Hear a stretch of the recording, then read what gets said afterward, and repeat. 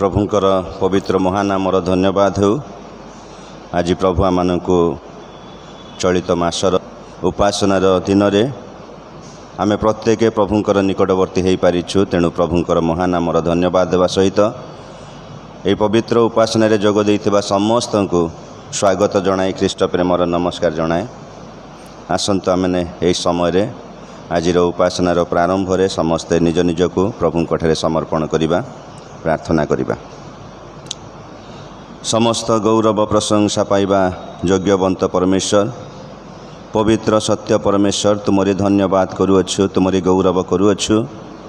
प्रभु आज विशेष उपासनार दिन में आम समस्त को जितेबाला प्रभु ये सुंदर सुजोग ये सुंदर आह्वान प्रभु आम को देछ। प्रभु आम तुमरी धन्यवाद करुअछु। प्रभु जगतर सबू विषय को जितेबाला आम पछरे पके तुमरी पवित्र सानिध्य मध्य को आसु मन मध्य गोटे स्वर्गीय आनंद आम उपलब्धि करि थाओ। तुमरी पवित्र उपस्थिति को आम उपलब्धि करि थाओ। तुमठारे एक सुंदर परिवेश को आम अनुभव करि थाओ। प्रभु तुमको धन्यवाद करुअछु, धन्यवाद करुअछु। एहीपरि एक सुंदर उपासनार स्थान प्रभु आमानक पाई निरूपण करिअछ। जो स्थान रे प्रभु तुमरी उपासना होई थाए, जो स्थान रे प्रभु तुम नामर आराधना प्रशंसा होई थाए, जो स्थान रे प्रभु तुमरी सत्य वाक्य आमानक मध्य को आसी थाए, एपरि एक सुंदर स्थान आमानक पाई रखिथिबारु प्रभु आमे तुमको धन्यवाद करुअछु, गौरव करुअछु, प्रार्थना करुअछु। आज आमने जेते समस्त स्थान रे समवेत होइअछु प्रभु प्रत्येकको तुमरी पवित्र उपस्थिति द्वारा आमानको व्यवहार कर। आमानकर दुर्बलता अयोग्यता आमानकर दोष त्रुटि सब दया करी मार्जना कर। तुमरी पवित्र उपस्थिति आमानको अधिकार करू। सत्य आत्मा रे प्रभु आमे तुमरी उपासना करिबो। आमे प्रत्येकको सहाय्य कर। अयोग्यता दोष त्रुटि मार्जना करी प्रभु तुमरी गौरवार्थे आमानको व्यवहार कर। महिमा प्रशंसा गौरव तुमरी हो। यीशु को प्रिय नाम रे प्रार्थना मागुअछु, amen. Hallelujah, hallelujah, praise the Lord. आसंतु इस समय आम प्रभु को गौरव पाई गोटे गीत आमने बोलिबा। समस्ते जानिथिबा गीत आमने बोलिबा। सियोन उपासना गीत बही 143 पृष्ठार 6 नंबर गीत। स्तुति कर प्रशंसा कर सदा प्रभुंकर। आमने समस्ते ठिया ही जिबा प्रभु को गौरव उद्देश्य रे ए गीत आमने बोलिबा। सियोन उपासना गीत बही 143 पृष्ठार 6 नंबर गीत। स्तुति कर प्रशंसा कर, स्तुति कर प्रशंसा कर सदा प्रभुंकर, सदा प्रभुंकर। ईश्वरंक पवित्रता में, ईश्वरंक पवित्रता में तांक प्रशंसा कर, तांक प्रशंसा कर। पराक्रम भरा गगन मंडले, पराक्रम भरा गगन मंडले तांक प्रशंसा कर। स्तुति कर प्रशंसा कर, स्तुति कर प्रशंसा कर सदा प्रभुंकर, सदा प्रभुंकर।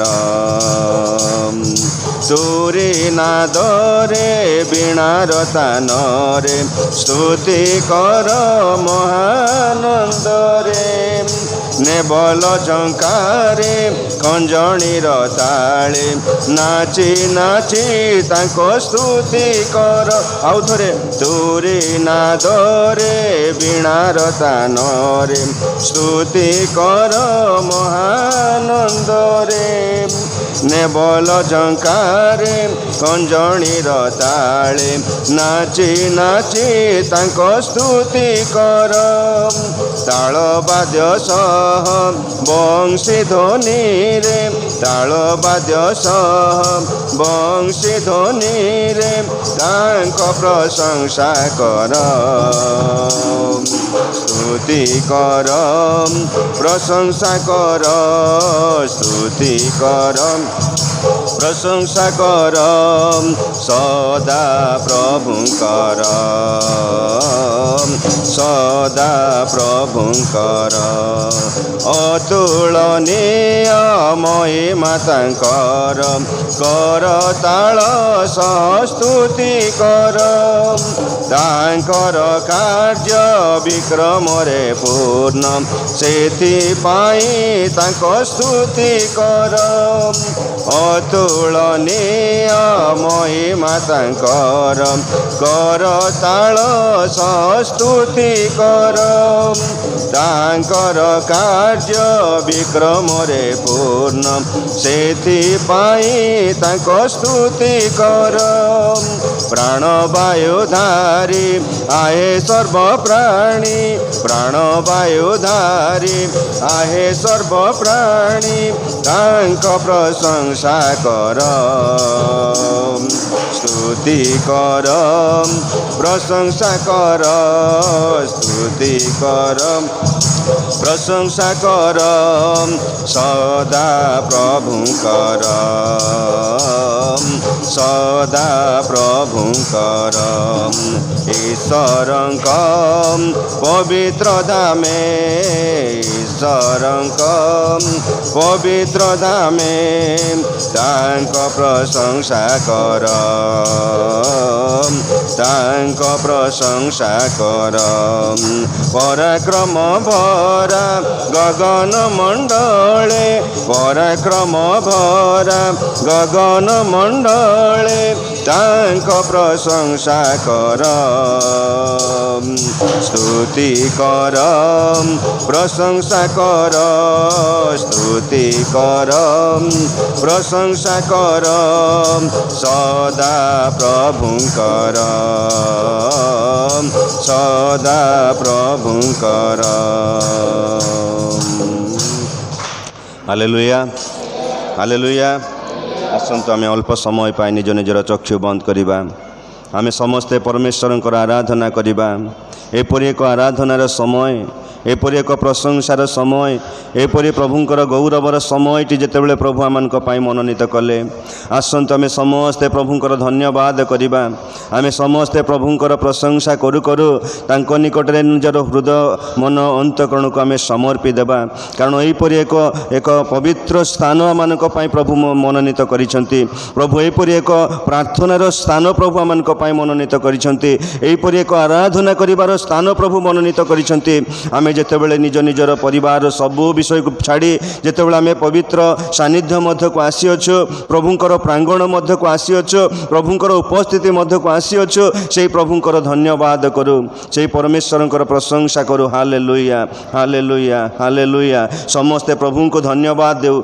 आमे नीरव रहिबा पई स्थान को आसीना हो प्रभु जे आम जीवन रे केते जे मंगल विषय करि अछंती प्रभु जे आम जीवन रे केते जे आशीर्वाद करि अछंती प्रभु आमाननको सुरक्षा देबा सहित आमानकर प्रतिटी विषय को प्रभु साहाय्य करिसंती ए सब पय आमे ताहांकर धन्यवाद करू ताहांकर गौरव करू hallelujah hallelujah hallelujah hallelujah praise the Lord Jesus धन्यवाद प्रभु धन्यवाद प्रभु धन्यवाद प्रभु धन्यवाद प्रभु समस्त मुख खोली धन्यवाद करंतु जीवन रे जेतेबेले प्रभु कठारे एपरि दिन मानकरे मध्ये आमे सुरक्षित भाव रे आसुछु एपरि एक भयंकर समय मानकरे मध्ये तांकठारे आमे सब विषय सुरक्षित हे आसुछु आमे से परमेश्वर को धन्यवाद करू भरोसा मेरा प्रेज द लॉर्ड जीसस तू है सच्चा जिंदा खुदा है तुझ पर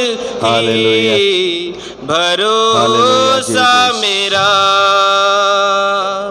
सेवा पूरी करके पाऊं इनाम प्रभु ऐसा दो वरदान सेवा पूरी करके पाऊं इनाम प्रभु ऐसा दो वरदान धन्यवाद के साथ स्तुति गाऊंगा हे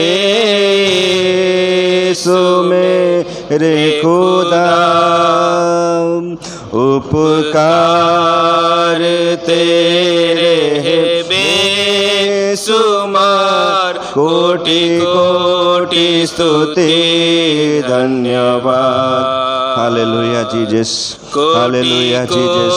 प्रभु आमे तुमरी धन्यवाद करूछु प्रभु, आम परि दिन दुर्बल मानक प्रभु तुमे प्रेम करुथिबारु आज परि एक सुंदर प्रभु सहभागिता मानक देल तुमरी तुमे प्रत्येक विश्वासी मानक प्रभु तुम ठारे धरि रखिबा प्रभु, प्रत्येक विश्वासी मानक आपणाइबा प्रभु, प्रत्येक विश्वासी मानक प्रभु तुमरी करिबा प्रभु तुमको धन्यवाद करूछु।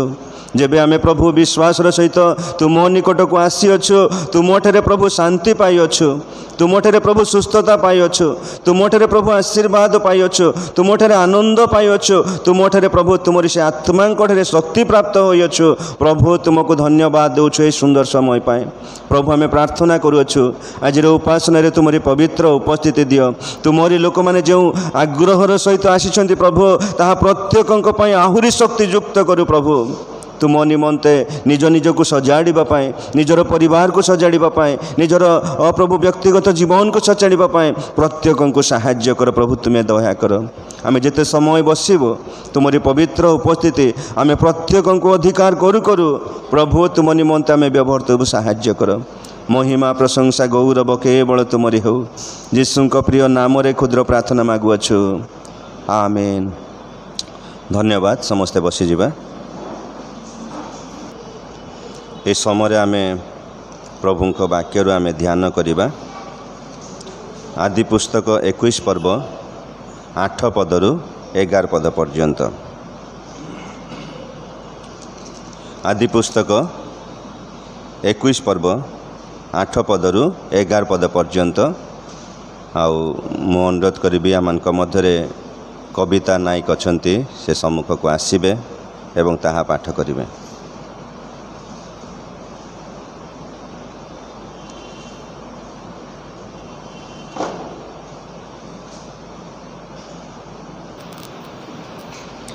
आउ बालक बड़ हुअन्ते सेमाने तांकु स्तनपान त्याग कराइले। पुणी जो दिन इसहाक स्तनपान त्याग कराइले सेही दिन अब्राम महाभोज प्रस्तुत कले। अनंतर मिसरिया हागार अब्राम को निमंते जो पुत्र जन्म करिथिला सारा देखिला से परिहास करुअछि। एहेतु से अब्राम को कहिला, तुम्भे एही दासी की ओ एहार पुत्र को दूर करि दियो, कारण एही दासी पुत्र मोहर पुत्र इसहाक सहित उत्तराधिकारी हेब नाही। एही कथा सुनी अब्राहम अपना पुत्र सकाशु अति दुखित हेले।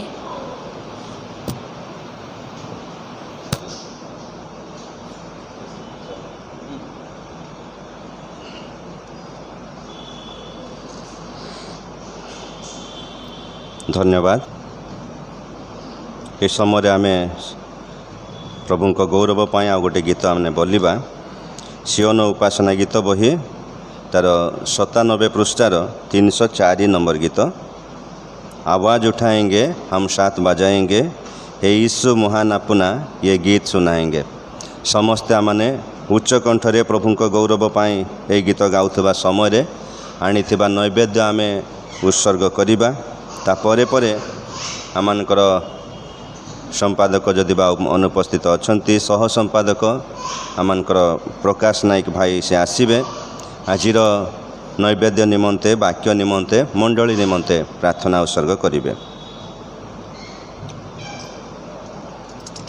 आवाज उठाएंगे हम साथ बजाएंगे, हे यीशु महान अपना ये गीत सुनाएंगे।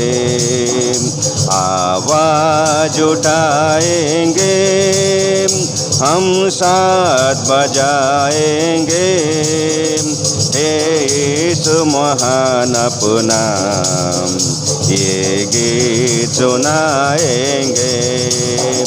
आवाज उठाएंगे संसार की सुंदरता में ये रूप जो तेरा है इन चांद सितारों में, हे आकाश तो तेरा है।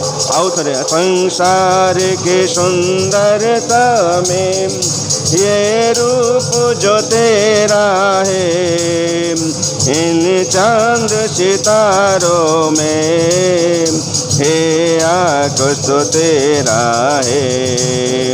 महिमा की तेरी बातें सब कोई बताएंगे, हे यीशु महान अपना ये गीत सुनाएंगे।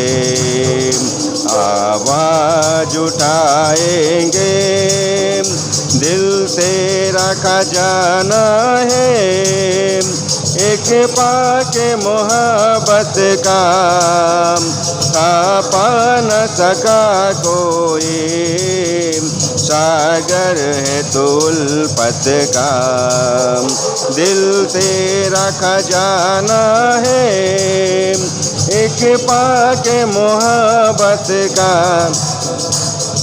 पा न सका कोई, सागर है तो उल्फत का। हम तेरी मोहब्बत से दिल अपना सजाएंगे, हे यीशु महान अपना ये गीत सुनाएंगे। आवाज उठाएंगे, ना देख सका हमको तो पाप के सागर में, और बन के मनुष्य आया आकाश से सागर में। ना देख सका हमको तो पाप के सागर में, और बन के मनुष्य आया आकाश से सागर में।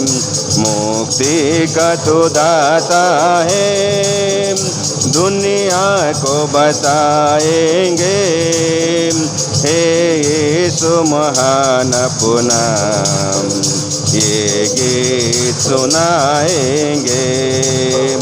आवाज उठाएंगे, हम साथ बजाएंगे, हे यीशु महान अपना ये गीत सुनाएंगे। आवाज उठाएंगे।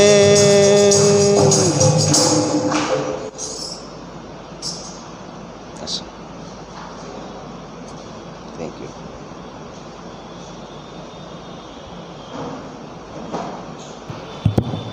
हालेलुया। प्रत्येक सप्ताह जना हो आमर पारिवारिक प्रार्थना मंगलवार रोचे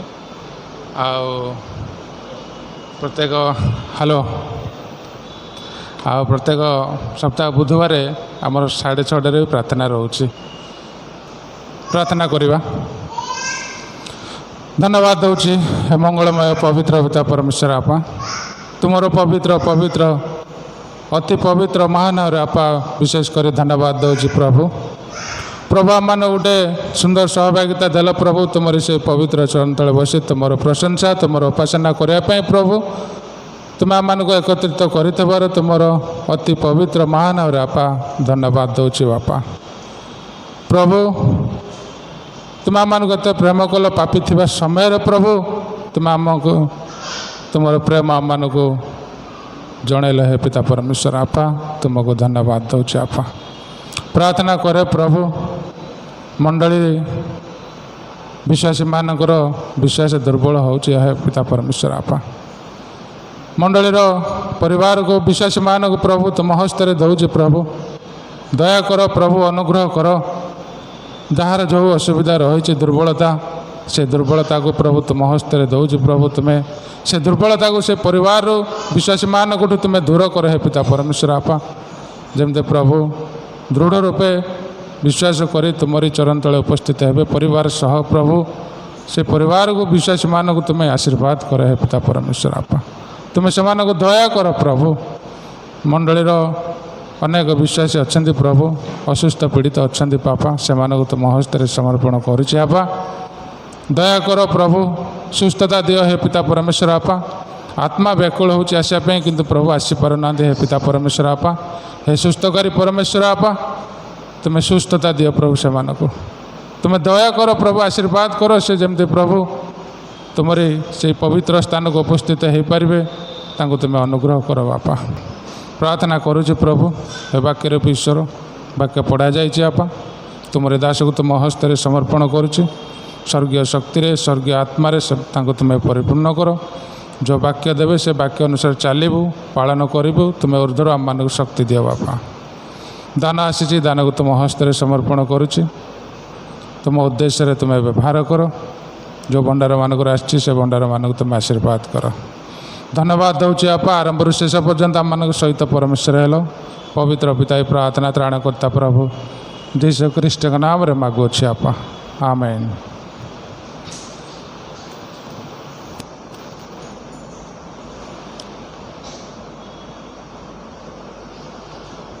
प्रभुंकर महान नामर धन्यवाद हो आज विशेषकर उपस्थित मंडलीर समस्त को कृतज्ञता जनाए धन्यवाद जनाए आउ सकाळर खरार उत्तापर मध्य समस्ते मंडली मध्य आसी जोग देइछन्ति निश्चित यही आशीर्वाद कहीं हरइबे ना प्रभु समस्त आशीर्वाद करुछन्ति तेणु आम जोर रे कहबा hallelujah hallelujah praise the Lord प्रभु गौरवान्वित हुअन्तु यही समय आज विशेष वाक्य मध्य को आम जावा आज वाक्य निमंते आम मध्य कटकड़िया बाप्टिस्ट मंडलीर सहपालक आचार्य राजदीप सामल आम मध्य थिबारु तांको निकटरे कृतज्ञता एवं धन्यवाद जनाए प्रभुंकर लोक माने प्रभुंकर सेवा पाई आमर मंडली मध्य को मध्य दौड़ी आसंती निश्चित से मानकर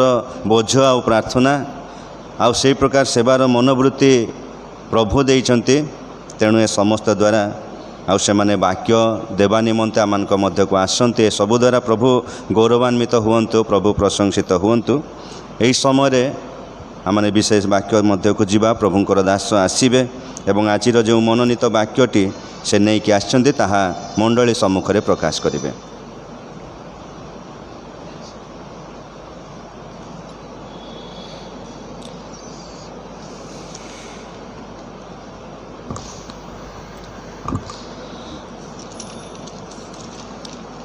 मोर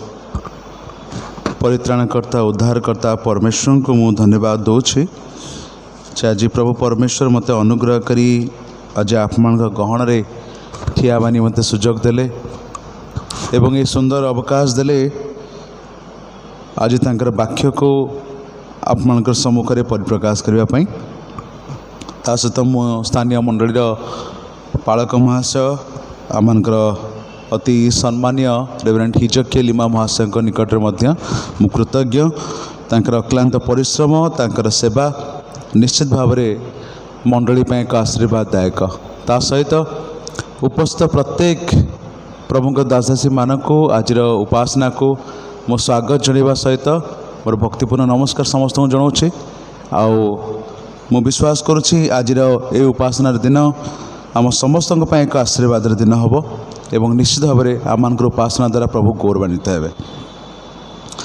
आसतु प्रिय मैंने इस समय वाक्य मध्य को जीवा पूर्व निजक आउ थे प्रभु हाथ में समर्पण करवा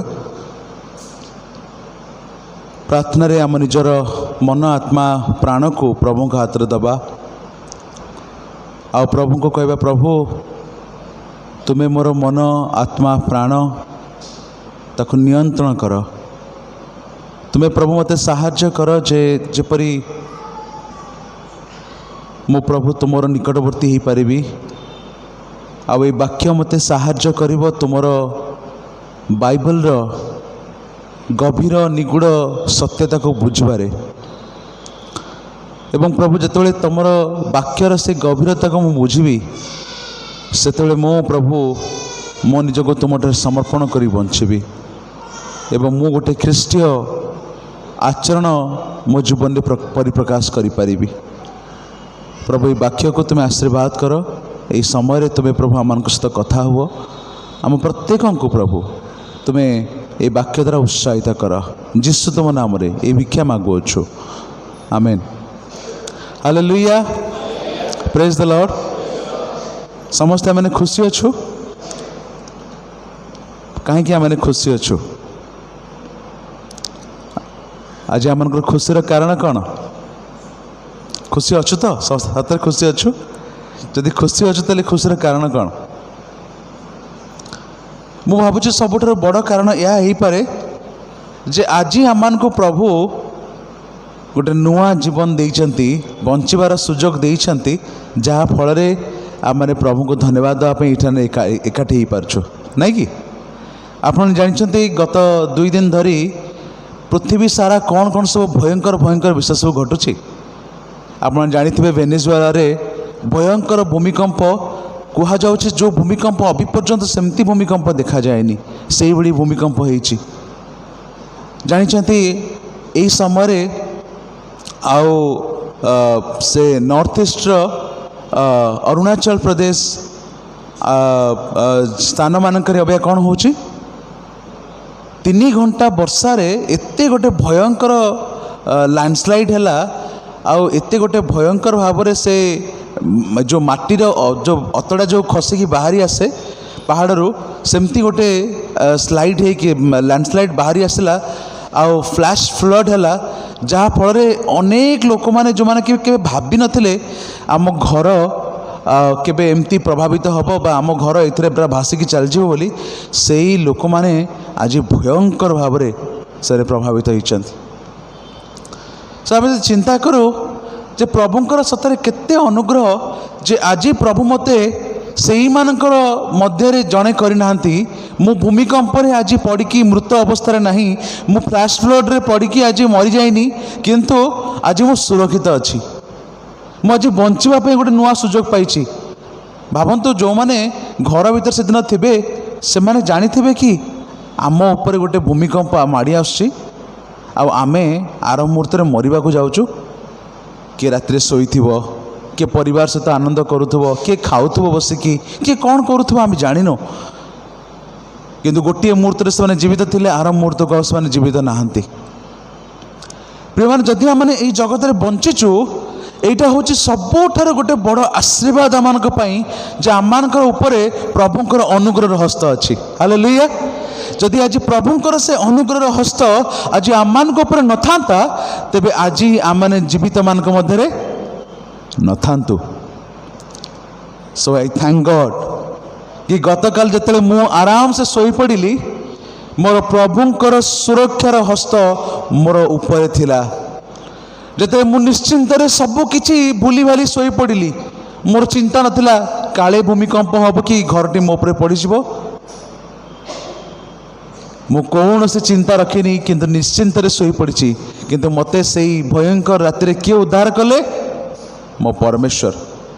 टिके चिंता करंतु जेतेबेले आमे बाटरे जाऊ आमे केबे जानिचु मो बाटरे गला बेलू मो सहित कौन घटो आमे केबे जानिकी बाहरु जदि मु जानी मु आज बाटरे गला समय मो सहित एक्सीडेंट हम मुझे बाहर ना कि मु जानीपारि मो सहित कौन होती सेमती होता आज केते लोक एक्सीडेंट रू बंची जाते नहीं। प्रिय माने आज अनेक लोक मैंने केते खुशी रे आनंद रे गाड़ी धरिकी घर बाहरती किंतु से माने घर को आ फेरती नहीं कि किंतु आम्माने धन्य जे आम्मान जो घर बाहर के जाऊँ आम्मान को प्रभु चतुर्पार्श्वर आसुवा विपद रक्षा करुँच हालेलुया प्रेज द लॉर्ड। प्रिय माने आमे जानिनु को गली किए बाहरी पड़ुची को रास्ता किए आसी जाऊँगी हठात को गाड़ी केतेबेले हठात माड़ी आसुची ए सब विपद आम किए रक्षा करुँच आम परमेश्वर। आउ ए कथारू आमे गोटे विषय निश्चिंत हो जाऊँ जे आमे तांका प्रति अविश्वस्त हो पारू आमे आमर कर्म द्वारा आमर कथा द्वारा आमर चिंता द्वारा तांको दुख दे पारू किंतु आम परमेश्वर आमान प्रति सदा विश्वस्त आ से मंगलमय ସେଥିପାଇଁ ଦାଉଦ କ'ଣ କହିଲେ, ଆହେ ସଦାପ୍ରଭୁ ଯେ ମଙ୍ଗଳମୟ ଏହା ଆସ୍ୱାଦନ କରି ଦେଖ। ନାଇଁ କି ଆମେ କେମିତି ଜାଣିବା ସଦାପ୍ରଭୁ ମଙ୍ଗଳମୟ? ଯେଉଁମାନେ ତାଙ୍କର ଶରଣାଗତ ସେମାନେ ତାହା ଜାଣିପାରିବେ। ପ୍ରିୟମାନେ, ଆଜି ସେମିତି ଗୋଟେ ବିଷୟରେ ମୁଁ ଆପଣମାନଙ୍କୁ କହିବା ପାଇଁ ଯାଉଛି, ଯେଉଁ ମଙ୍ଗଳ, ଯେଉଁ ଅନୁଗ୍ରହ ସେମିତି ଗୋଟେ ପ୍ରଭୁଙ୍କର ମହାନ ଗୋଟେ ଦାସଙ୍କ ପ୍ରତି ପ୍ରଭୁ ସ୍ଥିର କରି ରଖିଥିଲେ। ସେ କିଏ ଥିଲେ ଜାଣିଛନ୍ତି? ସେ ଆଉ କେହି ନୁହନ୍ତି, ସେ ବାଇବଲରେ ପ୍ରଭୁଙ୍କର ମହାନ ଦାସମାନଙ୍କ ମଧ୍ୟରୁ ଜଣେ ସେ ହେଉଛନ୍ତି ଅବ୍ରାହମ। ଯେଉଁ ସମୟରେ ପ୍ରଭୁ ଅବ୍ରାହମକୁ ଡାକିଲେ, ଆପଣ ଦେଖିବେ ଅବ୍ରାହମଙ୍କର ଜୀବନୀ ଯେ ତା ପରଠୁ ଅବ୍ରାହମଙ୍କ ଜୀବନରେ ବିପଦ ଅନେକ। ପ୍ରଥମ ତ ନିଜର ଘର ସେ ହରାଇଲେ, ନିଜର ପୈତୃକ ସମ୍ପତ୍ତିରୁ ବାହାରିକି ସେ ଚାଲି ଆସିଲେ। ତାଙ୍କର ନିଜର ଘର ନାହିଁ, ପ୍ରପର୍ଟି ନାହିଁ, ରହିବା ପାଇଁ କୌଣସି ବାସଗୃହ ନାହିଁ, ତମ୍ବୁରେ ବାସ କରୁଥିଲେ। ତମ୍ବୁରେ ବାସ କରିବା ସମୟରେ କ'ଣ ହେଉଛି, ଗୋଟେ ସମୟରେ ଆଉ ଅବ୍ରାହମଙ୍କ ଠାରୁ ଲୋଟ ତାଙ୍କର ନିଜର ପୁତୁରା ସେ ଅଲଗା ହେଇଯାଉଛନ୍ତି, ନାଇଁ କି? ଆଉ ଗୋଟେ ସମୟ ଆସୁଛି, ଲୋଟଙ୍କର ପରିବାର ଉପରେ ଗୋଟେ ଭୟଙ୍କର ବିପଦ ଆସୁଛି। ଯେଉଁ ବିପଦ ଆସିବା ଫଳରେ ସେ ପରିବାର ଚିନ୍ତା କରୁଛନ୍ତି, ଅବ୍ରାହମ ଚିନ୍ତା କରୁଛନ୍ତି, ମୁଁ କେମିତି ଲୋଟଙ୍କର ଏଇ ପରିବାରକୁ ଉଦ୍ଧାର କରିବି, ରକ୍ଷା କରିବି। ତେଣୁ ଅବ୍ରାହମ ରାତାରାତି 318 ଜଣ ଯୋଦ୍ଧାଙ୍କୁ ନେଇକି ଯାଉଛନ୍ତି ଆଉ ଲୋଟଙ୍କ ପରିବାରକୁ ଉଦ୍ଧାର କରୁଛନ୍ତି। କିନ୍ତୁ ତା ପରବର୍ତ୍ତୀ ସମୟରେ ଅବ୍ରାହମଙ୍କ ପରିବାର ଉପରେ ସେମିତି କିଛି ଆଟାକ୍ ଆସୁନି। ଅବ୍ରାହମକୁ ପ୍ରଭୁ ପ୍ରତିଜ୍ଞା କରୁଛନ୍ତି ତୁମକୁ ଗୋଟେ ସନ୍ତାନ ଦିଆଯିବ। ଆଉ ପ୍ରଭୁ କେତେ ବର୍ଷରେ ସେ ପ୍ରତିଜ୍ଞାକୁ ପୂର୍ଣ୍ଣ କରୁଛନ୍ତି? 100 ବର୍ଷରେ। 100 ବର୍ଷରେ ଅବ୍ରାହମ ପିତା ହେଉଛନ୍ତି। ତାପରେ ଯେତେବେଳେ ଅବ୍ରାହମ ପିତା ହେବାର ସୌଭାଗ୍ୟ ପାଉଛନ୍ତି, ଗୋଟେ ସମୟ ଆସୁଛି ତାଙ୍କର ପୁତ୍ର, ତାଙ୍କ ନାମ କ'ଣ ଦେଉଛନ୍ତି ସେ? ଇସାହାକ। ଆଉ ଇସାହାକ ଯେତେବେଳେ ବଡ଼ ହେଉଛି, ତାର ମା କତରୁ ଖାଇବାକୁ ସେ ଛାଡ଼ି ଦେଉଛି, ସେତେବେଳେ ଇସାହାକ ପାଇଁ ଅବ୍ରାହମ କ'ଣ କରୁଛନ୍ତି, ଗୋଟେ ବଡ଼ ଭୋଜି ପ୍ରସ୍ତୁତ କରୁଛନ୍ତି, ନାଇଁ କି? ଆଉ ଲେଖାଯାଏ ଏଠି ଯେ ଗୋଟେ ମହାଭୋଜ ଆଉ ପ୍ରସ୍ତୁତ କଲେ 8 ପଦର ଶେଷ ଲାଇନରେ। ସେଇଦିନ ଇସାହାକ ପାଇଁ ଗୋଟିଏ ମହାଭୋଜ ଅବ୍ରାହମ କ'ଣ କଲେ, ପ୍ରସ୍ତୁତ କଲେ। ପ୍ରିୟମାନେ, ଯେଉଁଦିନ ଅବ୍ରାହମ ମହାଭୋଜ କରୁଛନ୍ତି, ଯେଉଁମାନେ ଭୋଜ କରନ୍ତି ସେମାନଙ୍କର ମନ କେମିତି ଥାଏ? ଜଣେ କ'ଣ ପାଇଁ ଭୋଜି ଦିଏ? ଭୋଜି କ'ଣ ପାଇଁ ଭୋଜି ଦିଏ? ଜଣେ ଖୁସି ହେଇଥିବା ଯୋଗୁଁ ଭୋଜି ଦେବ, ନାଇଁ କି? କେହି ଦୁଃଖ ଦେଲେ ଭୋଜି ଦିଏ ନାହିଁ। ଆମ ମନ ଯେତେବେଳେ ପ୍ରଫୁଲ୍ଲିତ, ଆମେ ଯେତେବେଳେ କିଛି ଗୋଟେ ବିଶେଷ ଆଶୀର୍ବାଦ ପାଇଛୁ, ଆଉ ସେ ଆଶୀର୍ବାଦ ଆକ୍ଚୁଆଲି ଆମ ଜୀବନରେ ବହୁତ ଗୁରୁତ୍ୱପୂର୍ଣ୍ଣ, ସେତେବେଳେ ଜଣେ ଲୋକ ଖୁସି ହେଇକି କ'ଣ କରିବ? ଭୋଜ କରିବ, ନାଇଁ କି? ଯେତେବେଳେ ସେଇ ଅପବୟ ପୁତ୍ର ଘରୁ ବାହାରିକି ଚାଲି ଯାଇଥିଲା, ଆଉ ଯେତେବେଳେ ସେ ଫେରିକି ଆସୁଛି, ତା ଘରେ କ'ଣ ହେଉଛି? ତା ପିତା ମଧ୍ୟ ଗୋଟେ ଭୋଜ କରୁଛନ୍ତି, ନାଇଁ କି? କାହିଁକି କରୁଛନ୍ତି? ନା ତାଙ୍କ ପୁତ୍ର ହଜି ଯାଇଥିଲା, ପୁଣି ଫେରିକି ଆସୁଛି। ଭୋଜ ପ୍ରସ୍ତୁତ କରିବା ବା ଭୋଜ ଦେବା ଏହା ଏକ ଆନନ୍ଦର ବିଷୟ। ଲୋକମାନେ ଯେଉଁମାନେ ଭୋଜି ଦିଅନ୍ତି, ସେମାନେ କ'ଣ ପାଇଁ ଭୋଜି ଦିଅନ୍ତି? ଯେ ଯେହେତୁ ସେମାନଙ୍କର ମନ ଆନନ୍ଦରେ ପରିପୂର୍ଣ୍ଣ ଥାଏ, ସେମାନେ ଚାହାନ୍ତି ତାଙ୍କର ଆନନ୍ଦରେ ଅନ୍ୟ ଲୋକମାନେ କ'ଣ ହୁଅନ୍ତୁ? ସହଭାଗୀ ହୁଅନ୍ତୁ, ଅନ୍ୟ ଲୋକମାନେ ସାମିଲ ହୁଅନ୍ତୁ, ତାଙ୍କ ଆନନ୍ଦକୁ ସେମାନେ ତାଙ୍କ ସହିତ ବାଣ୍ଟନ୍ତି। ଆଉ ଏଇ ଯେଉଁ ଭୋଜ ସମୟରେ ନିଶ୍ଚିତ ଭାବରେ ଅବ୍ରାହମ ଆଉ ତାଙ୍କ ପରିବାର ଲୋକ ସେମାନେ କେମିତି ଥିବେ? ବହୁତ ଖୁସି ଥିବେ, ନାଇଁ କି? ବହୁତ ଆନନ୍ଦିତ ଥିବେ। କିନ୍ତୁ ଦେଖନ୍ତୁ, ଏହି ଆନନ୍ଦର ସମୟରେ କ'ଣ ହେଉଛି? ସାରା ଲକ୍ଷ୍ୟ କରୁଛନ୍ତି 9 ପଦରେ ଯେ ଯେଉଁ ମିଶ୍ରୀୟ ଦାସୀ ହାଗାରର ଯେଉଁ ପୁଅ ଜନ୍ମ ହେଇଥିଲା, ତା ନାଁ କ'ଣ ଥିଲା? ଇସ୍ମାଏଲ। ଇସ୍ମାଏଲ କ'ଣ କରୁଛି? ସେ ଇସାହାକକୁ ପରିହାସ କରୁଛି। ଟିକେ 9 ପଦ ପଢ଼ି ଦିଅନ୍ତୁ ଜୋରେ ମୋ ପାଇଁ।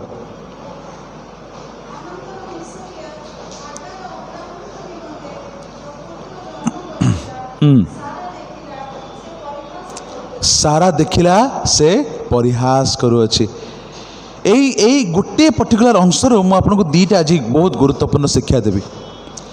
ପ୍ରଥମ ବିଷୟ ହେଲା ଯେ ଯେତେବେଳେ ସବୁ ଆନନ୍ଦର ଗୋଟେ ସମୟ ଥାଏ, ଆନନ୍ଦର ସହଭାଗିତା ଥାଏ, ଯେତେବେଳେ ସବୁ ଭଲ ଚାଲିଥାଏ, ସେ ସମୟରେ ସେଇ ଭଲ ପରିବେଶକୁ ଭାଙ୍ଗିବା ପାଇଁ ଶୟତାନ କିଛି ମନ୍ଦ ଲୋକମାନଙ୍କୁ ପ୍ରସ୍ତୁତ କରେ। ଆପଣମାନଙ୍କର ଜୀବନରେ ସବୁ ବିଷୟ ସୁନ୍ଦର ଚାଲିଥିବ, ପ୍ରଭୁ ଆପଣଙ୍କୁ ଆଶୀର୍ବାଦ କରିଛନ୍ତି, ପ୍ରଭୁ ଆପଣଙ୍କୁ ଯାହା ଆପଣ ତାଙ୍କୁ ମାଗିଛନ୍ତି ବା ଯାହା ପ୍ରଭୁଙ୍କ ସମ୍ମୁଖରେ ଆପଣ ନିବେଦନ କରିଛନ୍ତି, ପ୍ରଭୁ ଆପଣଙ୍କୁ ସେ ସବୁ ଭଲ ଭଲ ବିଷୟ ଆପଣଙ୍କ ଜୀବନରେ ଦେଇଛନ୍ତି। ବହୁତ ଆଶୀର୍ବାଦ ଆପଣ ପାଇଥିବେ, ବହୁତ ଆନନ୍ଦରେ ଆପଣଙ୍କ ପରିବାର ଚାଲୁଥିବ, ସବୁକିଛି ଭଲ ଥିବ। ହଠାତ୍ ଦେଖିବେ ଏମିତି ଗୋଟେ ବ୍ୟକ୍ତି, ଏମିତି ଗୋଟେ ମନ୍ଦ ପ୍ରକୃତିର ଲୋକ ସେ ଆପଣଙ୍କର ଜୀବନକୁ ଆସିବ ବା ଆପଣଙ୍କ ପରିବାର ମଧ୍ୟକୁ ଆସିବ, ଆପଣଙ୍କ ପରିବାରରୁ ସବୁ ଆଶୀର୍ବାଦକୁ ସେ ଗୋଟେ ଦିନରେ ଶେଷ କରି ଚାଲିଯିବ। ବା ଦେଖିବେ ଗୋଟେ ଗୋଟେ ସ୍ଥାନରେ ସମସ୍ତେ ବହୁତ ଆନନ୍ଦ କରୁଥିବେ, ସବୁକିଛି ବହୁତ ପଜିଟିଭ୍ ଥିବ, ସମସ୍ତଙ୍କ ଭିତରେ ବହୁତ ଉତ୍ସାହ ଥିବ, ଉତ୍କଣ୍ଠା ଥିବ, କିନ୍ତୁ ଗୋଟେ ଲୋକ ପଶିବ ତା ଭିତରେ, ଆଉ ସେ ଲୋକର ନେଗେଟିଭିଟି, ସେ ଲୋକଟାର ନେଗେଟିଭ୍ ଏନର୍ଜି ସେଇ ଜାଗାର ଆନନ୍ଦକୁ ଗୋଟେ ମୁହୂର୍ତ୍ତରେ ନଷ୍ଟ କରିଦେବ। ନାଇଁ, ଆମ ପରିବାର ମାନଙ୍କରେ ସେମିତି କିଛି କିଛି ଲୋକ ଥାଆନ୍ତି ନାହିଁ, ଦେଖିବେ ସବୁ ବିଷୟ ଆପଣ ଆନନ୍ଦରେ ଥଟ୍ଟା ମଜା ହସ ଖୁସିରେ କରୁଥିବେ, ସେ ଲୋକଟା ଆସିବ ହଠାତ୍ ସେ ଗୋଟେ ଏମିତି କଥା କହିଦେବ ଯାହାକି ସମସ୍ତଙ୍କୁ ବାଧିବ। ଏମିତି ଗୋଟେ କଥା କହିକି ସେ ଏମିତି ଗୋଟେ ବିଶୃଙ୍ଖଳା ପରିବାର ଭିତରେ ପୁରେଇ ଦେବ ଯାହାଫଳରେ କି ଆଉ ସେ ପରିବାର ଗୁଡ଼ିକ ନଷ୍ଟ ହୋଇଯିବ। ମୁଁ ଅନେକ ଏମିତି ଲୋକମାନଙ୍କୁ ଜାଣିଛି ଯେଉଁମାନଙ୍କର ଘରମାନଙ୍କରେ ବହୁତ ଶାନ୍ତି ଥିଲା, ସ୍ୱାମୀ ସ୍ତ୍ରୀଙ୍କ ଭିତରେ ବହୁତ ଆନନ୍ଦ ଥିଲା, ବହୁତ ପ୍ରେମ, ବହୁତ ସୁନ୍ଦର, ସେମାନେ ପରସ୍ପର ସହିତ ସୁନ୍ଦର ସମ୍ପର୍କରେ ସେମାନେ ଆଗକୁ ବଢ଼ୁଥିଲେ, କିନ୍ତୁ ସେ ସ୍ୱାମୀ ସ୍ତ୍ରୀଙ୍କ ସମ୍ପର୍କକୁ ମଧ୍ୟ କିଛି ଲୋକମାନେ କିଛି ଭୁଲ ବିଷୟକୁ ସେମାନଙ୍କ ମନ ଭିତରେ ପୁରେଇ ଦିଅନ୍ତି, ଯାହାଫଳରେ ସେମାନଙ୍କ ପରିବାର ପୁରା ଭାଙ୍ଗି ଚୁରମାର ହେଇଯାଏ। ଗୋଟେ ପରିବାରକୁ ମୁଁ ଯାଇଥାଏ, ଆଉ ସେ ପରିବାରରେ ବୟସ୍କ ମା ଜଣେ, ଆଉ ସେ ମୋତେ କହୁଥାନ୍ତି, ପାଷ୍ଟର ବାବୁ ମୁଁ ଦିନକୁ ପ୍ରାୟ 6 ଥର କି 7 ଥର ପ୍ରଭୁଙ୍କର ବାକ୍ୟ ଶୁଣେ। ଆଉ କ'ଣ କ'ଣ ସମୟରେ ବାକ୍ୟ ଶୁଣେ?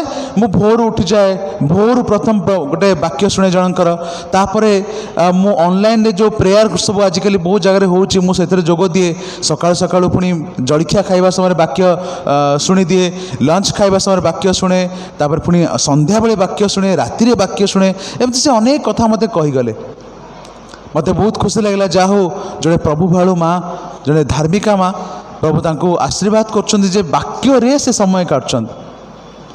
କିନ୍ତୁ କାଳକ୍ରମେ ମୁଁ ଯେତେବେଳେ ତାଙ୍କ ସହିତ କଥା ହେଉଛି, ଆଉ କଥା ହଉ ହଉ ମୁଁ ଜାଣିଲି ସେଇ ମା ଜଣକ ମୋତେ ଜଣେଇଲେ ଯେ ଆଜ୍ଞା ଏଇ ଯେଉଁ ସାମ୍ନାରେ ଯେଉଁ ପରିବାର ଦେଖୁଛନ୍ତି, ଏଇ ପରିବାର ଲୋକମାନେ ଦିନେ ସେମାନେ ମୋ ସହିତ ଏମିତି ବ୍ୟବହାର କରିଥିଲେ, ମୁଁ କ'ଣ କଲି ଏମିତି ଗୋଟେ ଖେଳ ଖେଳିଲି ଯେ ସେ ପରିବାରର ସବୁ ଶାନ୍ତିକୁ ଆଜି ମୁଁ ନଷ୍ଟ କରିଦେଇଛି। ସେ ପରିବାର ଭିତରେ ଆଜି ସମସ୍ତେ ପୁରା ନାର୍ଖାର ହେଇଯାଇଛନ୍ତି, ସେମାନଙ୍କର ପରିବାର ଭିତରେ ସମ୍ପର୍କ ଆଉ କାହା ସହିତ ଭଲ ନାହିଁ। ଏମିତି ଗୋଟେ କାମ କଲି ଯେ ସେ ପରିବାର ଆଜି ପୁରା ନଷ୍ଟ। ମନେ ମନେ ମୋର ଚିନ୍ତା ହେଉଥାଏ ଯେ ଆରେ ଏଇ ମା ଏବେ କିଛି ସମୟ ପୂର୍ବରୁ କହୁଥାନ୍ତି ମୁଁ ଏତେ ବାକ୍ୟ ଶୁଣୁଛି, କିନ୍ତୁ ବାକ୍ୟର କୌଣସି ପ୍ରଭାବ ଜୀବନ ଉପରେ ପଡ଼ିନି। ଆଉ ମୁଁ କହୁ କହୁ ତାଙ୍କୁ କହିଦେଲି, ମା ତେବେ ଆପଣ ଏତେ ବାକ୍ୟ ଶୁଣିକି କ'ଣ ଲାଭ ହେଲା? ସେ ମୋ ଉପରେ ଏମିତି ଅସନ୍ତୁଷ୍ଟ ହେଇଗଲେ, ଆସିବା ପୂର୍ବରୁ ମୋତେ ପାଣି ଟିକେ ବି ପଚାରିଲେନି। ଅନେକ ସମୟ ଯେତେବେଳେ ଆପଣ ଲୋକମାନଙ୍କର ତାଙ୍କର ବିଟର ରିଆଲିଟି ଗୁଡ଼ିକ ଦେଖାଇଦେବେ, ଆପଣ ଯେତେବେଳେ ସେମାନଙ୍କର ସତ୍ୟ କଥା ଗୁଡ଼ିକ ସେମାନଙ୍କର ସାମ୍ନାକୁ ଦେଖାଇଦେବେ, ସେମାନେ ଆପଣଙ୍କୁ ପସନ୍ଦ କରିବେନି। କିନ୍ତୁ ବାକ୍ୟ ମଧ୍ୟ ଆମମାନଙ୍କୁ କହୁଛି ଯଦି ଆପଣ ସେମିତି କାହା ଜୀବନରେ ଭୁଲ ଦେଖୁଛନ୍ତି, ତେବେ ସେଇ ସତ୍ୟତାକୁ ସେମାନଙ୍କ ସାମ୍ନାରେ ପ୍ରକାଶ କରନ୍ତୁ। ସେମାନଙ୍କୁ ଦୁଃଖ ଦେଲା ଭଳି ସତ୍ୟତା ପ୍ରକାଶ କରନ୍ତୁ ନାହିଁ, ସେମାନଙ୍କୁ ଏଇଭଳି ଭାବରେ ସତ୍ୟତା ପ୍ରକାଶ କରନ୍ତୁ ଯେମିତି ସେମାନେ ସେଇ ତାଙ୍କର ଭୁଲକୁ ବୁଝିବେ ଆଉ ସେମାନେ ପ୍ରଭୁଙ୍କ ନିକଟକୁ ଫେରିବେ। କିନ୍ତୁ ଏଠି ଦେଖୁଛୁ ଆମେ ଗୋଟେ ବିଷୟ ଯେ ଇସାକ ଯେତେବେଳେ ସାନ ପିଲା ଅଛି, ତାର ବଡ଼ ଭାଇ ଇସ୍ମାଏଲ ସେ କ'ଣ କରୁଛି? ତାକୁ ପରିହାସ କରୁଛି। ଗୋଟେ ଆନନ୍ଦର ସମୟ ଭିତରେ ଗୋଟେ ଅଶାନ୍ତିକର ପରିବେଶକୁ କିଏ ସୃଷ୍ଟି କରୁଛି? ଆଉ ଆମେ ଦେଖିବା ଯେତେବେଳେ ଯେଉଁ ଲୋକ ଭିତରେ ଏଇଭଳି କୁମନ୍ତ୍ରଣାର ମନ ଥିବ, ଯେଉଁ ଲୋକମାନେ ଅନ୍ୟମାନଙ୍କର ବିରୁଦ୍ଧରେ ଚକ୍ରାନ୍ତ କରିବାକୁ ଭଲ ପାଆନ୍ତି, ଅନ୍ୟମାନଙ୍କ ବିରୁଦ୍ଧରେ ଗୋଟେ ଗ୍ରୁପ ଦଳ କରିକି ଏକାଠି ହୁଅନ୍ତି, ଗୋଟେ ଭଲ ପରିବେଶକୁ ନଷ୍ଟ କରିବାର ଚକ୍ରାନ୍ତ କରନ୍ତି, ସବୁ ବିଷୟ ଠିକ୍ ଚାଲିଥିବ, ସେଇ ଜାଗାରେ ଗୋଟେ ଭଲ ପରିବେଶକୁ ସେମାନେ ନଷ୍ଟ କରିବା ପାଇଁ ଚେଷ୍ଟା କରୁଥିବେ, ଆପଣମାନେ ଜାଣିଦେବେ ସେମାନେ ଶୈତାନର शिष्य माने जो मान को शैतान प्लान करिछि सेही मंद काम करिबा पई शैतान से मान को पठेइछि विशृंखला पुरेबा पई आजिकल एटा बहुत विजिबल चर्च मानकरे मध्य आप देखिए आजिकल कहीं चर्च गुड़िक बहुत आत्मिक भाव में शिथिल कहीं जानते ता पछरे गोटे प्रमुख कारण होची चर्च रे जो लीडरशिप से लीडरशिप गोटे ईश्वर परायण लीडरशिप नुहे जो माने नेतृत्व चर्च नौचंती से माने गोटे प्रभु भयालु नेतृत्वकारी नुहंती से माने परमेश्वर को प्रेमकारी नेतृत्व देवा लोक माने नुहंती जार परिणाम सीधासलख भाव में मंडलीर लोक माने जो माने कि अति साधारण विश्वासी माने सरल विश्वासी माने से माने भोगंती प्रिय माने सेथिपाई आमान को बारंबार वाक्य कहुई जे सर्वांतकरण सहित परमेश्वर को प्रेम कर सर्वांतकरण सहित तांको भय कर तांको विश्वास कर आउ जदि मु सर्वांतकरण तांको विश्वास न करुछि तांको प्रेम न करुछि समस्त मन समस्त प्राण समस्त हृदय दे तांको जदि मु प्रेम न करुछि तेबे कौन तार परिणाम हबो मु जो जगह लीडरशिप नेबी मु खाली जे चर्च लीडरशिप नौछि ता नहीं मो परिवार भितर मो समाज रे किछि गोटे ग्रुप भितर जदि मु छिड़ा होछि बा लीडरशिप नौछि सेतेबेले मोर लीडरशिप गोटे आशीर्वाद लीडरशिप केबे हेले हबनी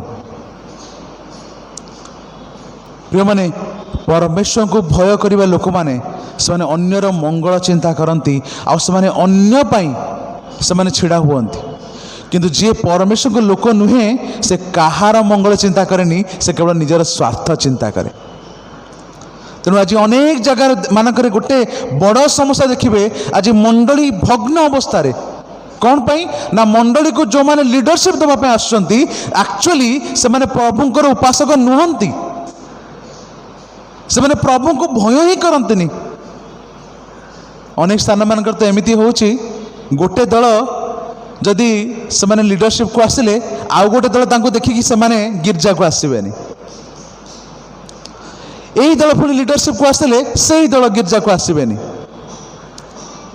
गोटे लीडरशिप जदि जन लीडरशिप नौची तार लीडरशिप रे से जहाँ किसी करने चेष्टा करुथबो से भल करू कि मंद करू तार लीडरशिप को से तार अपोजिट दल से माने सब बेले प्रतिबाधा दौथे कहीं सेमती करुथबे जानते कारण से प्रकृत में मंडलीर उन्नति आसीना से मंडलीर आध्यात्मिक अभिवृद्धि आसीना से केवल निजर स्वार्थ को पूर्ण करने आसछन्ति प्रेमान जदि आज मंडली भितर यही भली लोक माने बढ़ी बढ़ी जिबे तेबे दिने मंडली रे आ प्रभुंकर उपासना हबनी मंडली भितर शैतान कार्य अधिक अधिक चलिबो आज सेमती होउछ ना नहीं आ मंडली मानकरे कौन शैतान कार्य सब होउछ जानछन्ति प्रथम तो मंडली रे चेयर पे लड़े पैसा पत्र रे अविश्वस्तता मंडली भितर दुर्नीति मंडली भितर पार्शियालिटी मंडली भितर विभिन्न प्रकार अशांति मंडली भितर विवाद यूनिटी नाई लोक मान भितर आउ यही प्रकार मंदता आज शैतान एते भयंकर भाव में मंडली को नहीं मंडली भितर नहीं आसी जहाँफल आज मंडली भांगी भांगी जाउची प्रत्येक दिन जो मंडली एक्चुअली प्रभुंकर शरीर जो मंडली एक्चुअली प्रभुंकर शरीर जो मंडली प्रभुंकर उपासना हवा दरकार से मंडली आ प्रभुंकर उपासक मानकर गैदरिंग आउ हेकि रही जाउनी से जगह दस्यु मानकर गौहर हो जाइए जो कथाटी जीशु तांको समय थिबा समय जेरुसलेम मंदिर रे कौन कौन सब भूल कार्य होता ताको देखो देखो कहले तुम माने प्रभुंकर एई मंदिर को आज दस्यु मानक गौहर कर देइछ परमेश्वर लोक मानकर आत्मिक जीवन रे जो माने प्रतिबाधा आनती आम मानकर प्रभुंक सहित जो आनंद आम करुचु से आनंद करुवा समय जो मान तादरे बाधा आनती से मानक प्रभु केबे छाड़िबे नहीं से प्रभु केबे छाड़िबे नहीं इस्माइल से प्रकार करुला तेणु तार परिणाम ताको गोटे भयंकर परिणाम भोगवाक पड़ा। गोटे भल परिवेश रे से तार सान भाई इसहाक को परिहास कला आ तार परिणाम कौन है? इस्माइल को आ हागार को घरू तड़ी दिगला, बाहर कर दिगला। द्वितीय विषय गोटे मंद तार गोटे मंद गुण आमर नेक्स्ट पीढ़ी को ता स्थानांतरित हुए बा पासन हुए। मैंने जो मंदता आज आम देखुचु इस्माइल जीवन रे, इस्माइल कौन करुच्ची ना तार सान भाई को से परिहास करुच्ची।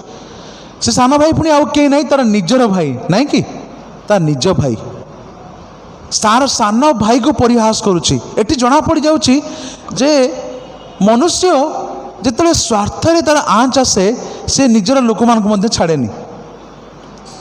मुझे आपण को पचारिबिनी किंतु मु आपण को गोटे समीक्षा करने कहबी आज केते जन आपण मैंने ये बसचंती आपण मैंने कहींपारे जे मोर भाई सहित मोर जो संपर्क सान बेले थिला, जो भली प्रेम मु मो भाई को सान बेले करूली अभी पर्यंत मध्य मु मोर भाई को सही प्रेम करुछि। आज पर्यंत मो भाई को सही प्रेम करुच्ची। मोर संपत्ति, मोर जगह बाड़ी, मोर घर कौन धन संपत्ति मोर भाई सहित मोर संपर्क भग्न होनी। मो निजर कौन गोटे स्वार्थपाई मो भाई सहित संपर्क को काटिदेनी। आउ मो भाई को जमती मु प्रेम करी सान बेले, जो गोटे माँ कोलू आम जन्म होइछु आम जमती बॉन्डिंग थिला सान बेले सेमती बॉन्डिंग अभी जाए अच्छी प्रिय मैंने आप जानी मु जानी आपण विषय। किंतु जिते मुझे आज आमर ख्रिस्टियन सोसाइटी को देखुची, आज मु गोटे बड़ दुखर विषय देखुची, परिवेश देखुची जे आज आम समस्ते नाम रे ख्रिस्टियन किंतु कार्य रे ख्रीष्टंकर नहु, कार्य रे आम ख्रीष्टंकर नहु। आज आममानकर ए जागतिक संपत्ति सबुठ बेसी गुरुत्वपूर्ण हो जाइछि।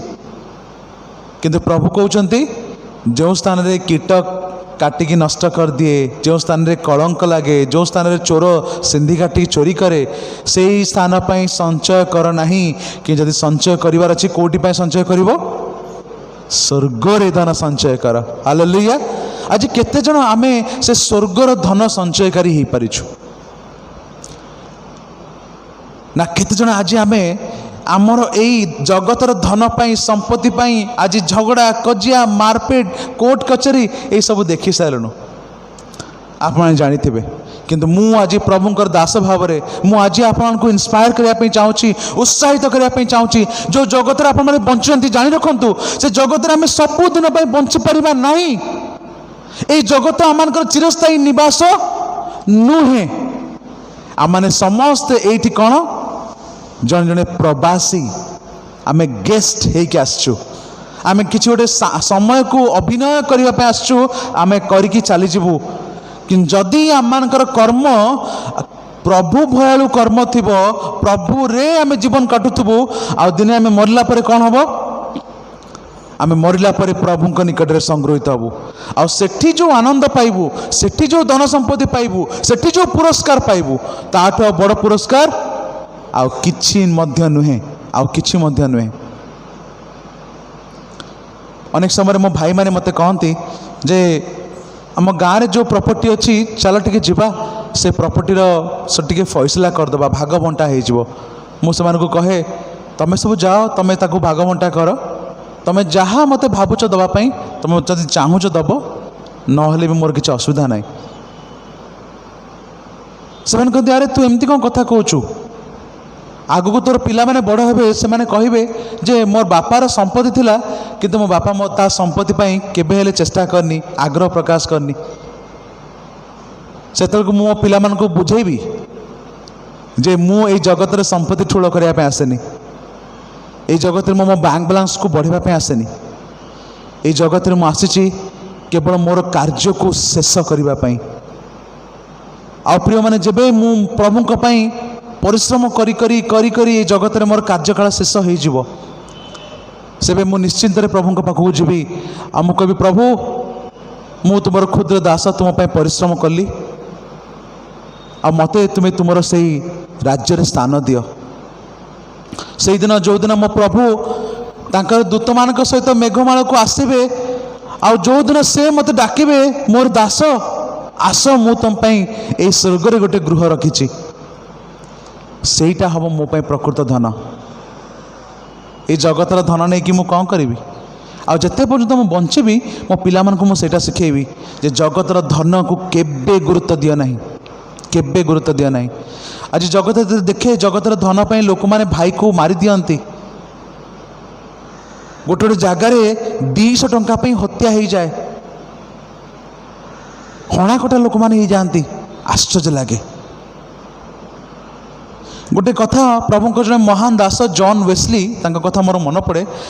जॉन वेस्ली जिते प्रभुंर सेवा से भयंकर सेवा कार्य करते आ जॉन वेस्ली विषय आप जानते कि नहीं तांकर जॉन वेस्ली बापा माँ तांकर केते पिला जानते जॉन वेस्ली को मिसेकी से माने समुदाय 19टा पिला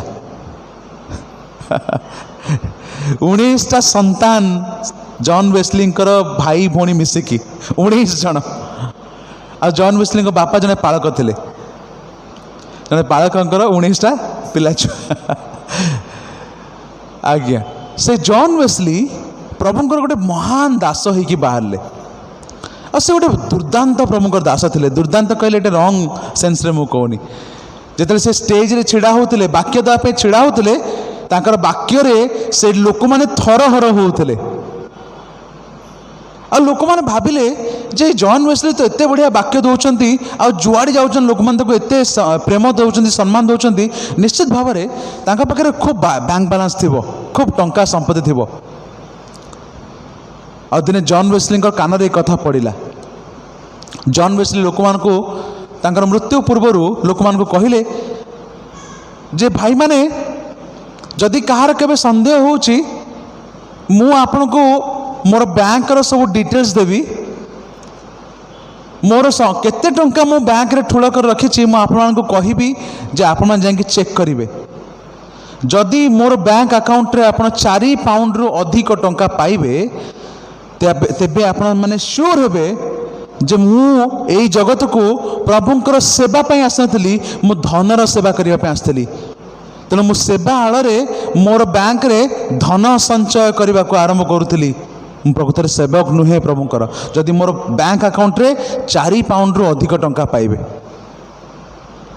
आज प्रभुंक दास मान जीवन टी देखंतु जो माने प्रभुंकर सेवा कार्य करछंती नहीं से लखपति करोड़पति से लक्ष लक्ष टंकार खाली खेलुचंती। आज जो जो बड़ बड़ पास्टर मान ना सब आप जानते आप जानती से लग्जरियस लाइफ किंतु आमे जेहेतु इंटरनेट रे सेमान विषय देखी दौचु आमे सेमान विषय ब्लाइंड हो जाऊँ आम भावुँ से माने प्रभुंकर लोक मैंने प्रकृत में किंतु टिके जीवे से प्रॉपर्टी केते अच्छी देखिए से घर भितर कौन कौन जिनस सब से खंजिक रखते देखिए से पिला ना केते केते टंका से संचय कर रखते खाली टी देखा चेष्टा करेंगे। एबे रिसेंटली मु देखुली अमेरिका रे गोटे पालक तांकर स्त्री को $200 मिलियन रो गोटे कार गिफ्ट कर एनिवर्सरी $200 मिलियन आ से कार केते कोटी टंकार कार कोठु से पैसा पाइले गोटे पालक सबू यही लोक मैंने जो मान डोनेशन दौरान जो जो चर्च रे ह्यूज अमाउंट ऑफ पीपल लोक मैंने आसिक से चर्च रे जोग दौरान आउ से प्रभुंकर सेवा कार्य विश्वस्त भाव में से दान को दौरान किंतु आज प्रभुंकर सेवक माने प्रभुंकर सेवा ना कौन कर लोक मान को दिन दहाड़े लुटुचंती आउ एई भली लुंठनकारी माने से माने होचंती मेंढा मानक भितरे बाघ मेंढार बेश धरी बाघ रूप से अच्छा आम चिन्ह पार्नु आम केवल बाहर देखुचु हाँ से तो बढ़िया कथा कहते अरे ताको तो लोक मैंने प्रॉफिट बोली डाकुचंती ताको तो अपोस्टल बोली डाकुचंती से लाइफ स्टाइल देखिले आपन केबे भाबिबेनी से माने परमेश्वर को लोक माने आ से संकीर्ण पथर यात्री सेतिपई आपण माने माथ्यू 7 अध्याय पढ़ंतु सेठी वाक्य रे लिखा जाए जे प्रभु सेही बळी तांकर दास मान को दिने कहिबे ସେମାନେ ଯେଉଁମାନେ ଆସିକି କହିବେ ପ୍ରଭୁ ପ୍ରଭୁ ମୁଁ ଆପଣଙ୍କର ପାଇଁ କେତେ ପ୍ରଚାର କରିଛି, ପ୍ରଭୁ ମୁଁ ଆପଣଙ୍କ ପାଇଁ କେତେ ରୋଗୀଙ୍କୁ ସୁସ୍ଥ କରିଛି, ପ୍ରଭୁ ମୁଁ ଆପଣଙ୍କ ପାଇଁ କେତେ ଚମତ୍କାର କରିଛି। ପ୍ରଭୁ କହିବେ ହେ ଅଧର୍ମଚାରୀ ମାନେ, ମୁଁ ତୁମମାନଙ୍କୁ ଚିହ୍ନି ନାହିଁ, ମୋ ସମ୍ମୁଖରୁ ଦୂର ହୁଅ। ଯେଉଁମାନେ ପରମେଶ୍ୱରଙ୍କର ଇଚ୍ଛାକୁ ସାଧନ କରନ୍ତି ସେମାନେ ହିଁ ସେ ସ୍ୱର୍ଗ ରାଜ୍ୟରେ ସ୍ଥାନ ପାଇବେ। ପ୍ରିୟମାନେ, ପରମେଶ୍ୱରଙ୍କର ଇଚ୍ଛା ସାଧନ କ'ଣ କରିବା ନା, ଯଦି ପ୍ରଭୁଙ୍କର ଦାସ ଆମେ, ତେବେ ଆମମାନଙ୍କର ଜୀବନ ଅତି ଏକ ସାଧାରଣ ଜୀବନ ହେବା ଦରକାର। ଆମେ ଜଗତକୁ ଧନ ସଞ୍ଚୟ କରିବା ପାଇଁ ଆସିନୁ, କିନ୍ତୁ ଜଗତକୁ ଆମେ କ'ଣ ପାଇଁ ଆସିଛୁ? ସେବା କରିବା ପାଇଁ। ସେମିତି ଯଦି ହେଇଥାନ୍ତା, ଆମର ସେବା କାର୍ଯ୍ୟଠୁ ପ୍ରଭୁ ଯୀଶୁଙ୍କର ସେବା କାର୍ଯ୍ୟ 3.5 ବର୍ଷର ସେବା କାର୍ଯ୍ୟ କେତେ ବଡ଼ ସେବା କାର୍ଯ୍ୟ ଥିଲା ନାହିଁ? ସେ ତ ଚାହିଁଥିଲେ କେତେ ଧନ ଠୁଳ କରିପାରିଥାନ୍ତେ।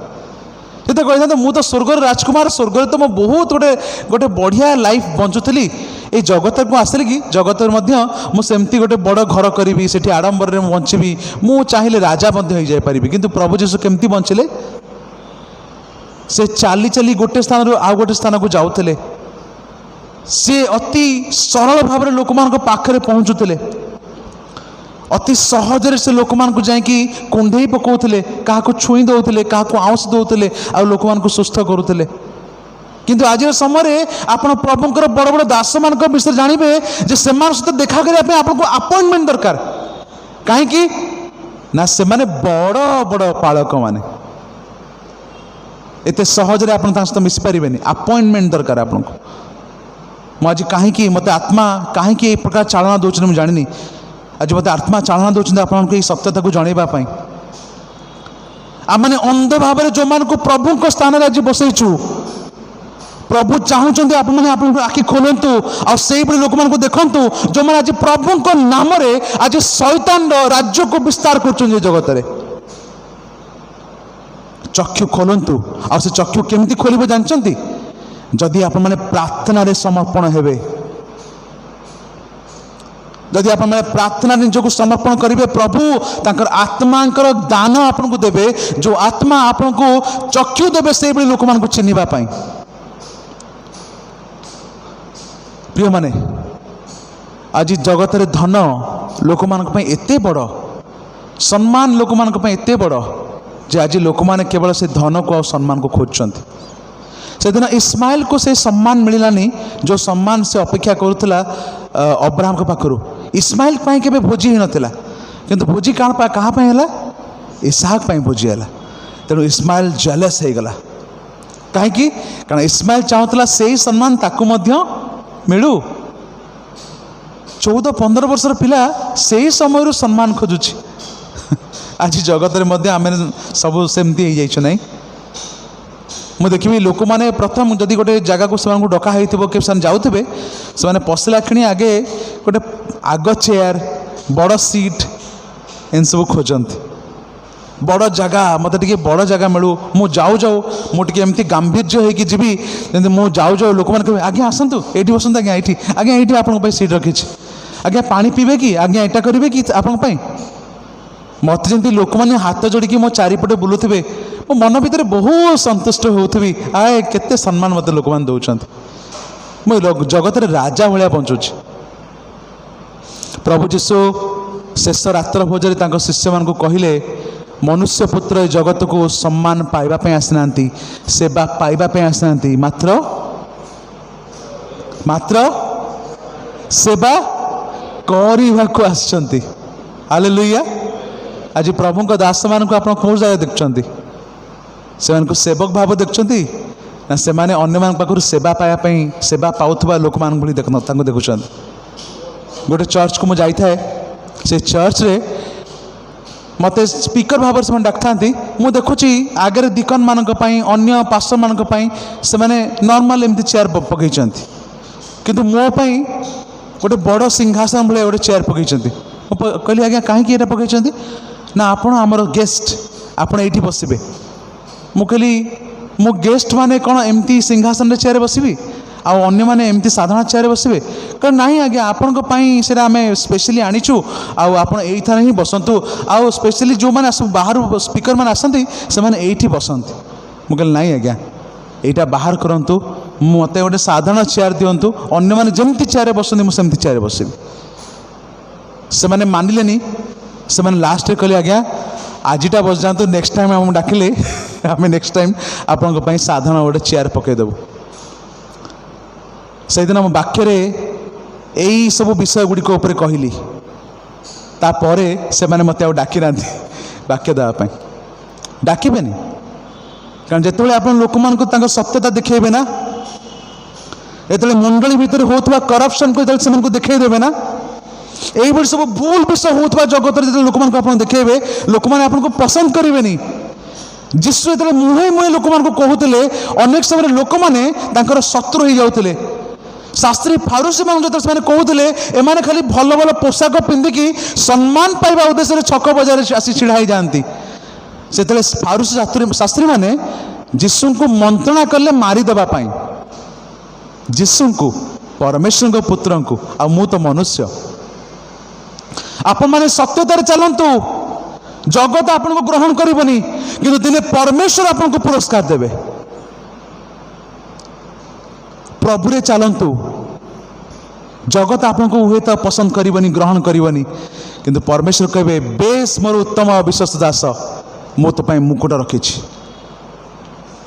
ଆପଣଙ୍କୁ ଜଗତର ସମ୍ମାନ ଦରକାର ନା ପ୍ରଭୁଙ୍କର ସେ ମୁକୁଟ ଦରକାର? ଆଜି ଆପଣ ଡିସାଇଡ୍ କରନ୍ତୁ। ପ୍ରିୟମାନେ, ଅନେକ କଥା ଅଛି, ଯଦି କହିବି ସମୟ ଚାଲିଯିବ, କିନ୍ତୁ ଆପଣଙ୍କୁ ଏତିକି କହିବି, ଏଇ ଜଗତରେ ଯଦି ବଞ୍ଚିବା ପାଇଁ ଚାହୁଁଛନ୍ତି, ଖ୍ରୀଷ୍ଟଙ୍କର ହେଇକି ବଞ୍ଚନ୍ତୁ। ଆଉ ଖ୍ରୀଷ୍ଟଙ୍କର ହେଇକି ବଞ୍ଚିବା ଏତେ ସହଜ ନୁହେଁ।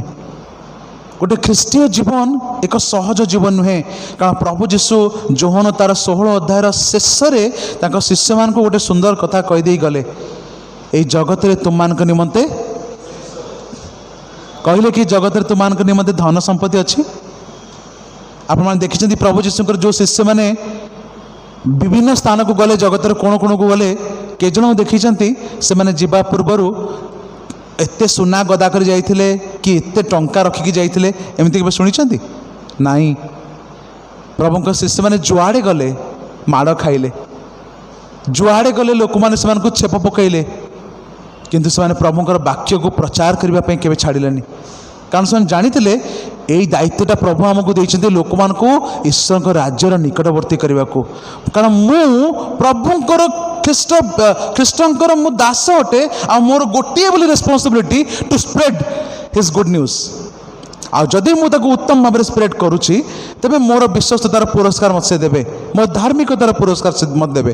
ଯଦି ମୁଁ ନ କରୁଛି, ଆଉ ମୋର ଉଦ୍ଦେଶ୍ୟ ହେଉଛି ଜଗତରେ ଜାଗତିକ ମନୋଭାବ ନେଇକି ବଞ୍ଚିବାର, ତେବେ ମୋ ପାଇଁ କୌଣସି ପୁରସ୍କାର ନାହିଁ।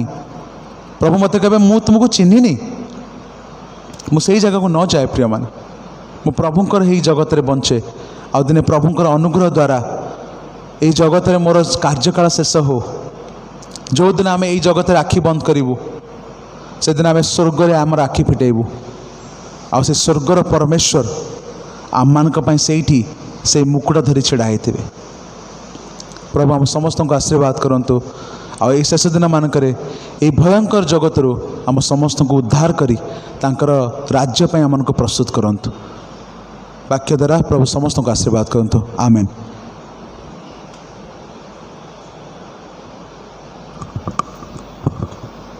ପ୍ରଭୁଙ୍କର ମହତ୍ ନାମର ଗୌରବ ହେଉ।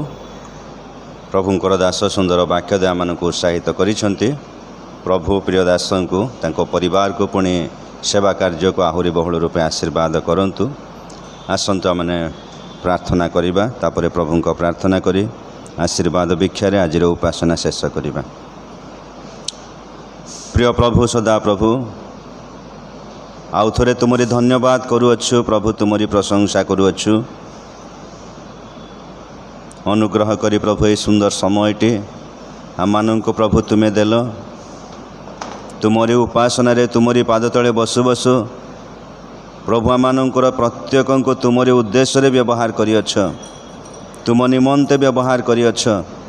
ଏବଂ ବିଶେଷ କରି ପ୍ରଭୁ ତୁମରି ଜୀବନ୍ତ ବାକ୍ୟ ଦେଇ ଆମମାନଙ୍କର ସୁପ୍ତ ଜୀବନକୁ ଉତ୍ସାହିତ କରିଅଛ, ପ୍ରେରଣା ଦେଇଅଛ, କଥା କହିଅଛ। ପ୍ରଭୁ ତୁମକୁ ଧନ୍ୟବାଦ କରୁଅଛୁ। ଜଣେ ବିଶ୍ୱାସୀ ଜୀବନରେ ଆମମାନେ ପରସ୍ପର ପ୍ରତି କି ପ୍ରକାର ହେବା ଆବଶ୍ୟକ? ଆଜି ଆମେ ପରସ୍ପରକୁ ପ୍ରେମ କରିପାରୁଛୁ ନା ପରସ୍ପରକୁ ଈର୍ଷା କରିବାକୁ ଆମେ ଆଗେଇଛୁ? ପରସ୍ପରକୁ ଘୃଣା କରିବାକୁ ଆଗେଇଛୁ କିମ୍ବା ନିଜକୁ ଆମେ ପ୍ରକାଶ କରିବାକୁ ଚେଷ୍ଟା କରୁଛୁ? ନିଜର ମାନ ମର୍ଯ୍ୟାଦା ନିଜର ସମ୍ମାନକୁ ଆମେ ଧରି ରଖିଛୁ? ପ୍ରଭୁ, ଏହିପରି ଏକ ଜଗତ ମଧ୍ୟରେ ତୁମରି ବାକ୍ୟ ଦ୍ୱାରା ଆମମାନଙ୍କୁ କଥା କହିଅଛ। ପ୍ରଭୁ, ତୁମକୁ ଧନ୍ୟବାଦ କରୁଅଛୁ। ଆମେ କ'ଣ କଲେ ତୁମ ପାଇଁ ତୁମରି ଆଶୀର୍ବାଦର କାରଣ ହେବା, ତୁମ ଦୃଷ୍ଟିରେ ଉତ୍ତମ ଯୋଗ୍ୟ ବିବେଚିତ ହେବା? ପ୍ରଭୁ, ଆମମାନଙ୍କୁ ଏହି ଦିନମାନଙ୍କରେ ସାହାଯ୍ୟ କର। ଆଜି ବାକ୍ୟ ଦେଇଥିବା ପ୍ରଭୁ ତୁମରି ଦାସଙ୍କୁ ଆହୁରି ବହୁଳ ରୂପେ ଆଶୀର୍ବାଦ କର। ଯେବେ ସେ ପ୍ରଭୁ ତୁମରି ବାକ୍ୟ ନେଇ ତୁମରି ଲୋକମାନଙ୍କର ସମ୍ମୁଖରେ ଠିଆ ହେବେ, ପବିତ୍ର ଆତ୍ମା ପ୍ରତି ମୁହୂର୍ତ୍ତରେ ପ୍ରିୟ ଦାସଙ୍କୁ ତୁମେ ବ୍ୟବହାର କର। ପ୍ରଭୁ, ଧନ୍ୟବାଦ ଦେଉଛୁ। ଆଜି ମଣ୍ଡଳୀ ଯେତେ ସମସ୍ତେ ଯୋଗ ଦେଇ ତୁମରି ନିକଟବର୍ତ୍ତୀ ହୋଇଛନ୍ତି, ପ୍ରତ୍ୟେକଙ୍କୁ ବହୁଳ ରୂପେ ଆଶୀର୍ବାଦ କର। ସେମାନଙ୍କର ପ୍ରତିଟି ମନୋବାଞ୍ଛା ପୂର୍ଣ୍ଣ ହେଉ। ତୁମଠାରେ ଶାନ୍ତି ଏବଂ ସବୁ ବିଷୟର ସୁରକ୍ଷା ପ୍ରତି ପରିବାର ପ୍ରତି ବର୍ତ୍ତୁ। ମହିମା ପ୍ରଶଂସା ଗୌରବ କେବଳ ତୁମରି ହେଉ। ଯୀଶୁଙ୍କ ପ୍ରିୟ ନାମରେ କ୍ଷୁଦ୍ର ପ୍ରାର୍ଥନା ମାଗୁଅଛୁ, ଆମେନ୍।